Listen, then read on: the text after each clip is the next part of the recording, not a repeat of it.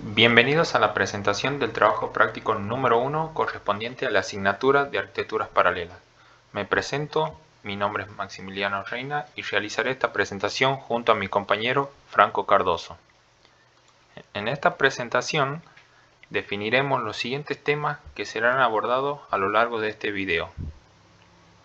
En un principio tendremos lo que es una pequeña introducción, luego pasaremos a desarrollar los tres conceptos principales de este video, como lo son procesador, memoria, arquitectura de interconexión.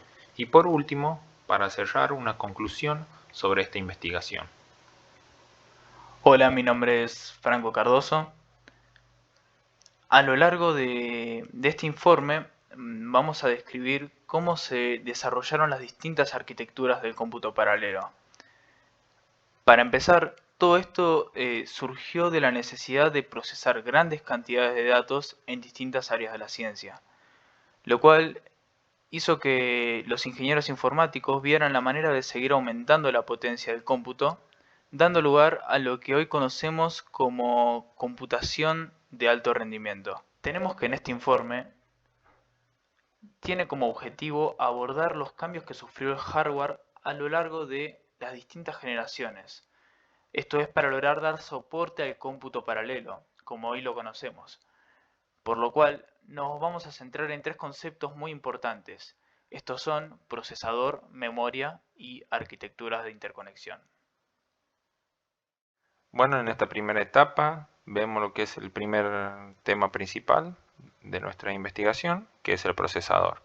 También abordaremos conceptos como lo son la arquitectura de von Neumann, niveles de paralelismo, arquitecturas superescalares y supersegmentadas, máquinas multithread y flujo de datos, multiprocesadores y multicomputadoras. Bien, para empezar tomamos como ejemplo el modelo de von Neumann, como vemos aquí en la imagen. Dentro de la organización de una computadora tenemos distintos componentes como lo es el CPU, es decir, la unidad central de procesamiento, que básicamente consta de un circuito integrado cuya función es ejecutar programas que se encuentran almacenados en la memoria principal, con la cual se comunica a través de bases de interconexión. A la vez, vemos que el CPU está compuesta por la ALU, que es la unidad aritmético-lógica, que permite realizar operaciones aritméticas, es decir, de suma y resta, etc., como también lógicas, AND, OR, etc. También vemos que está compuesta por la unidad de control, que es decir, que es la que controla el funcionamiento de la ALU, la memoria y los dispositivos de entrada y salida del ordenador, indicándoles cómo responder a las instrucciones del programa que acaba de leer e interpretar de la unidad de memoria.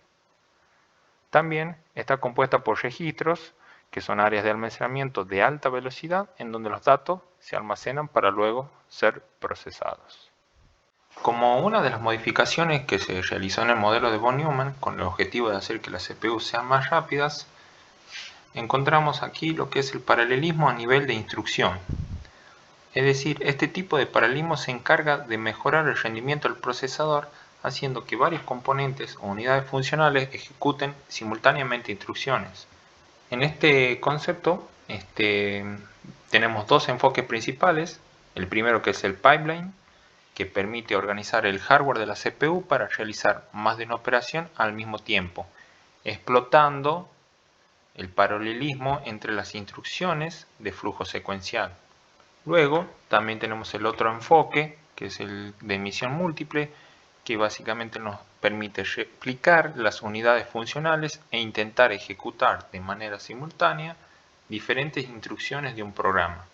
Si este se programa en tiempo de ejecución, podemos decir que el procesador soporta la emisión múltiple dinámica, que a veces se la conoce con el término de superescalar. Cuando Maxi habló hace un momento de la emisión múltiple, se mencionó que esta podía ser superescalar. A la hora de nombrar este concepto, se dice que una arquitectura superescalar es una implementación que es capaz de ejecutar más de una instrucción por ciclo de reloj. Para ello, utilizamos múltiples cauces, con lo que varias instrucciones pueden iniciar su ejecución de manera independiente. En este gráfico podemos ver la representación de un esquema de la organización superescalar, en donde se tienen múltiples unidades funcionales que admiten la ejecución, en paralelo y por separado de varias instrucciones. Tenemos una arquitectura que es similar a la superescalar. Esta se llama BLIW, Believe, que significa palabra de instrucción muy larga. En el caso de los procesadores Believe, la programación estática del compilador se utiliza para identificar las instrucciones independientes y organizar un flujo secuencial de instrucciones en palabras de instrucciones apropiadas y largas, de forma que las unidades funcionales sean explícitamente direccionadas. Comparándolas con las superescalares, las Believe reciben una sola instrucción para hacer por ciclo. Después tenemos lo que se llaman arquitecturas supersegmentadas. Antes de entrar en el concepto estricto sobre el término supersegmentación, podemos decir que en el pipeline anteriormente mencionado a nivel instrucción conlleva la ejecución de cada una de ellas. Se divide en varios pasos que son realizados por unidades funcionales dedicadas una tras otra. En esta figura podemos ver una gráfica sobre la segmentación, mostrando un ejemplo de lo que es su funcionamiento y las etapas por las cuales transcurre. Estos son Fetch, Decode, Execute y Write Back. En el primer paso tenemos que se encarga de la búsqueda de la memoria, se encarga de buscar de la memoria la siguiente instrucción a ejecutar. En el segundo paso se decodifica la instrucción obtenida en el primer paso, que sería la de búsqueda. En el tercer paso, que es la parte de ejecución, se encarga de cargar los operandos especificados y ejecutar la instrucción. Y por último, en WriteBack tenemos que se escribe el resultado en el registro de destino. Tenemos que el paralelismo a nivel de instrucciones se basa en operaciones independientes que pueden resolverse cuando se ejecuta un programa. El paralelismo a nivel hilos proporciona paralelismo a través de la ejecución simultánea de diferentes hilos, lo cual comparado con el paralelismo a nivel de instrucciones, este nos da un paralelismo de grado más grueso. Es decir, las unidades de programa que están siendo ejecutadas simultáneamente son más grandes o más gruesas que las unidades de grano más fino. El objetivo de esto es explotar el paralelismo a nivel hilo mediante una ejecución concurrente para poder mejorar el rendimiento del procesador.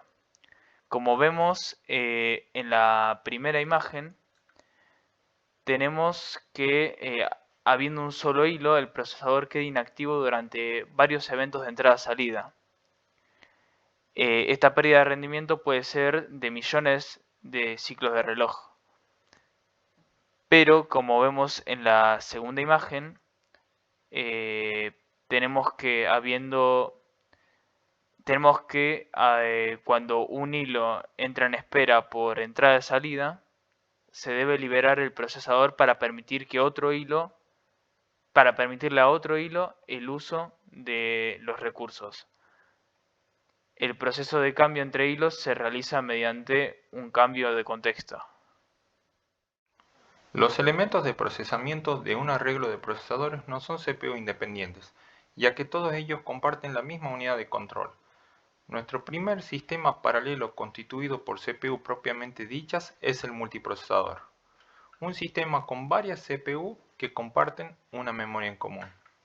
Como se muestra en el diagrama, vemos un multiprocesador basado en un bus.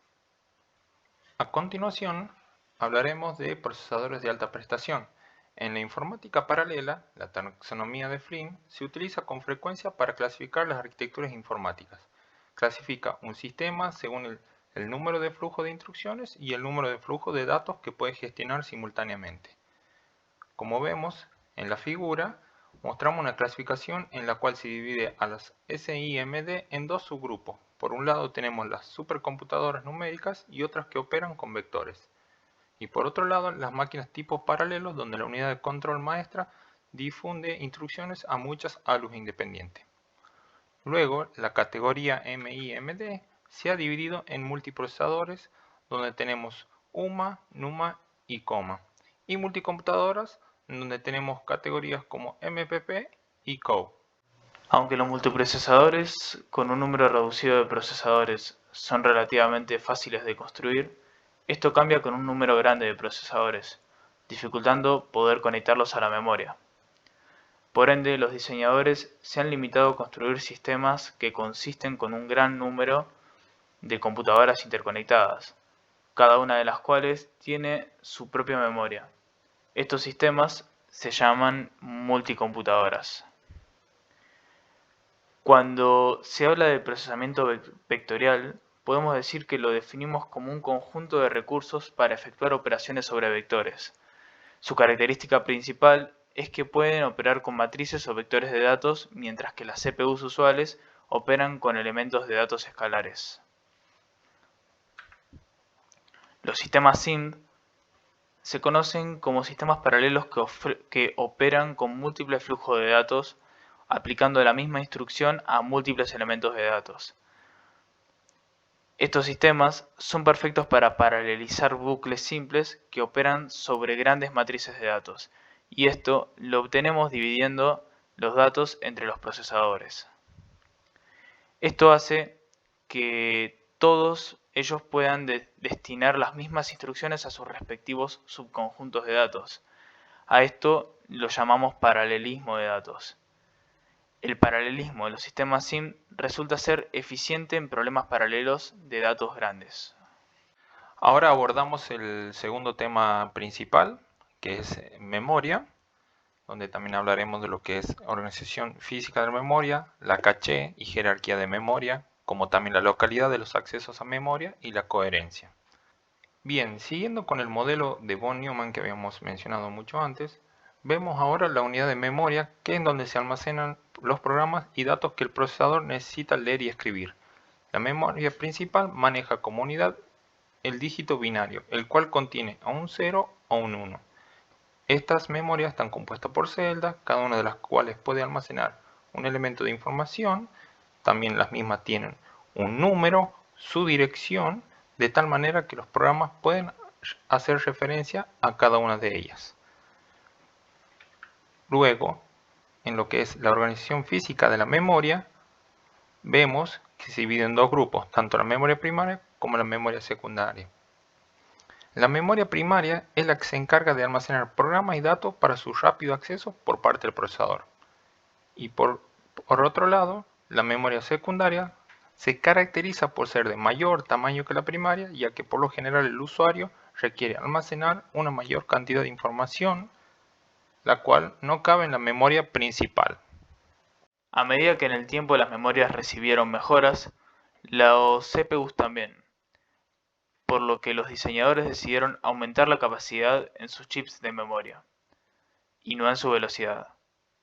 Esta diferencia de velocidad introdujo el problema de que el CPU emite una solicitud a la memoria y transcurren muchos ciclos hasta que recibe la palabra que necesite, por lo que la CPU debe esperar.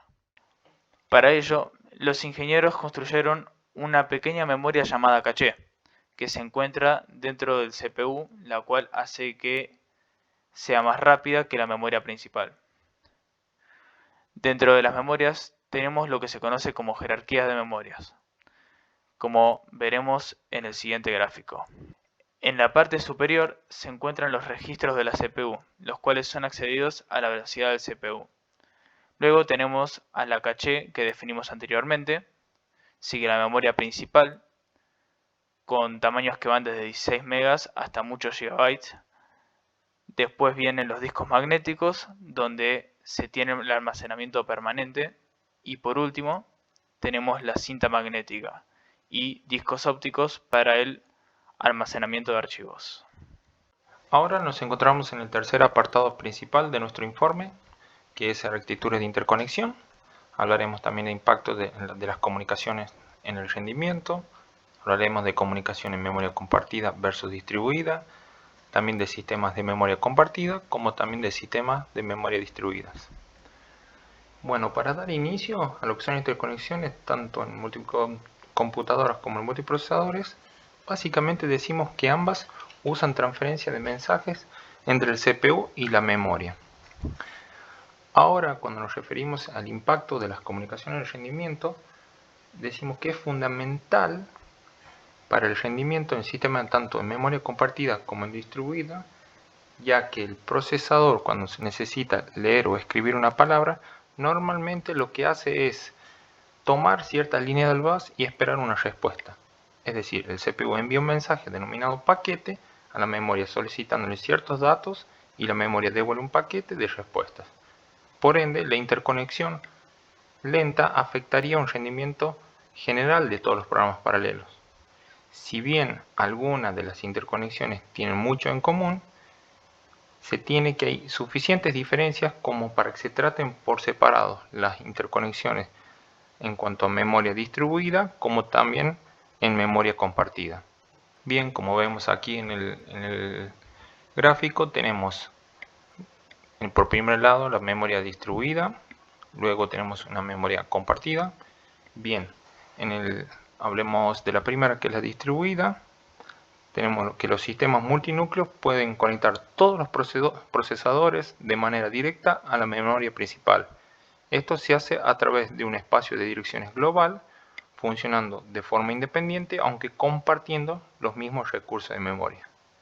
Luego, en la figura de abajo, tenemos que no se cuenta con un espacio de direcciones global. Estos tienen su propia memoria local y están conformados por un conjunto de sistemas básicos donde están conectados por una red de interconexión básica. Tenemos los sistemas de memoria compartida. Estos son sistemas multinúcleo, los cuales tienen múltiples CPUs, en los cuales estos sistemas, la interconexión puede conectar todos los procesadores directamente a la memoria principal, como también que cada CPU acceda a bloques de memoria de los demás a través de un hardware especial incorporado en los procesadores. Como veremos en el gráfico, el tiempo de acceso a todas las ubicaciones de memoria será el mismo para todos los núcleos, por ende se lo denomina sistema de acceso uniforme a la memoria, simplificado en UMA. Mientras que en la figura que mostraré a la derecha, se puede acceder a una ubicación de memoria a la que un núcleo está directamente conectado más rápidamente que a una ubicación de memoria a la que se debe acceder a través de otro chip. Por ende, se lo denomina sistema de acceso no uniforme a la memoria. Simplificado se diría NUMA. En los sistemas de memoria distribuida tenemos que las interconexiones de esta memoria suelen dividirse en dos grupos. Tenemos las interconexiones directas y las interconexiones indirectas. En una interconexión directa, cada computador está conectado directamente a un par procesador-memoria y los computadores están conectados entre sí. En la siguiente figura podemos ver una malla toroidal bidimensional, en donde los circuitos son interruptores, los cuadrados procesadores y las líneas son enlaces bidireccionales, que permiten múltiples comunicaciones simultáneas. Las interconexiones indirectas ofrecen una alternativa a las conexiones directas. En una interconexión indirecta, los computadores pueden no estar conectados directamente a un procesador. A menudo se muestran con enlaces unidireccionales y un conjunto de procesadores, cada uno de los cuales tiene un enlace de salida y otro de entrada, y una red de conmutación. En esta tenemos varios ejemplos, como por ejemplo las redes indirectas, la red omega y el diagrama de barra cruzada. Como conclusión sobre la investigación de este informe, abordamos como principal pilar el modelo de von Neumann, en lo que respecta al modelo estándar de hardware, en el cual describimos conceptos fundamentales como la CPU y la memoria principal. en donde se almacenan datos. Si bien luego de la separación del CPU de la memoria limitó la velocidad de ejecución, surgieron los procesadores de múltiples núcleos, donde los ingenieros empezaron a modificar el hardware de manera que las memorias jugaron un papel importante en los distintos modelos. Modelos como el de memoria compartida, distribuida y los híbridos que hay entre ellos. Todos estos representando distintas arquitecturas paralelas con el fin de explotar al máximo los recursos de hardware de una computadora. Como final de este informe, cabe decir que la computación paralela es hacia donde se dirige la informática de alta prestación, en lo que a resolución de problemas que demanden el nivel de cómputo se refiere.